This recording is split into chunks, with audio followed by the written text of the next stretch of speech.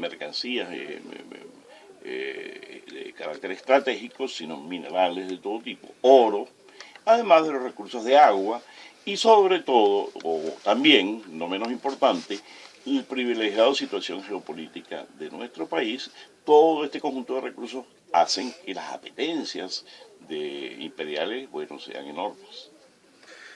Sí, y no solamente esas apetencias, Gilberto, sobre Venezuela, estamos hablando de unas apetencias sobre todo el globo terrestre del gobierno de los Estados Unidos, actual del gobierno de los Estados Unidos de Norteamérica, que definitivamente ha sido secuestrado.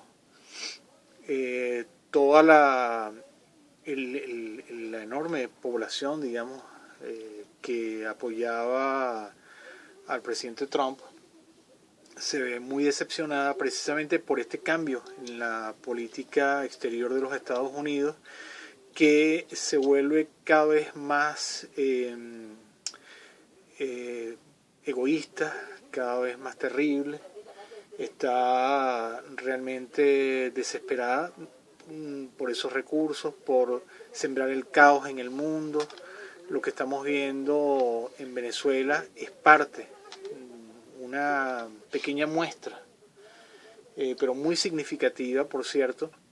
Lo que ha sucedido en la OEA nos muestra que las garras están muy bien afiladas, que se preparaba una emboscada para la diplomacia venezolana en la Organización de Estados Americanos, que finalmente no se concretó. Bueno, se produjo la emboscada, pero supo salir airoso Venezuela de esta tramoya, que fue de este tinglado, para terminar de descuartizar, digamos, a Venezuela y completar este anhelo por no solamente por la destrucción del Estado Nacional Bolivariano, sino, como ha dicho Gilberto, esta ambición por la búsqueda de recursos de toda naturaleza y, en definitiva, por la destrucción de la revolución bolivariana.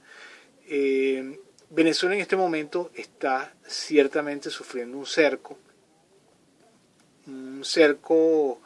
muy peligroso, un bloqueo, lo diría yo, en muchos niveles.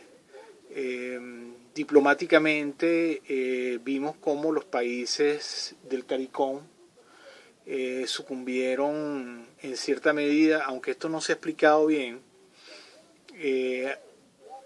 No sé si sucumbieron a la tentación de al menos no reprobar el texto de la resolución la última resolución que se planteó. Pues tenemos que decir que en el seno de la OEA ayer había 3 resoluciones.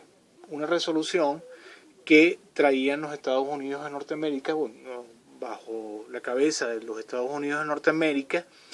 Otra resolución que traían precisamente los países del CARICOM. Finalmente se estuvo redactando una tercera resolución donde los Estados Unidos ya habían bajado un poco de puesto las armas, y se había suavizado bastante la tercera resolución, que fue la que los países del CARICOM no reprobaron, pero sí se abstuvieron de votarla. Pero esto es significativo, el hecho de que se hayan abstenido. También son significativas las declaraciones del primer ministro de Jamaica sobre la situación en Venezuela, y eso un poco habla de esos esfuerzos, nos informa sobre los esfuerzos de los Estados Unidos de Norteamérica por destruir el CARICOM, por seccionar el CARICOM, por de alguna forma penetrar estas barreras que le impiden imponer la Carta Democrática sobre Venezuela y con ello probablemente abrir las puertas a una posible intervención militar liderada por ellos mismos. Sí, bueno, pero más allá de estos escarceos diplomáticos importantes, sin duda, vamos al fondo de la cuestión, como solemos hacer en Enigmas del Poder. esta pelea por el poder mundial. Recordemos que la batalla de Venezuela es una de las batallas simultáneas que se están librando. Hemos hablado de esto repetidas veces en Enigmas del Poder, como Trump estuvo recientemente en una gira en el Medio Oriente, estuvo en Arabia Saudita, estuvo en el Estado de Israel. Se trajo entonces en el bolsillo una reunión que tuvo con los países árabes, las petromonarquías del Golfo Pérsico. Inmediatamente se produce, como es bien sabido, la ruptura de relaciones diplomáticas masivas con Qatar.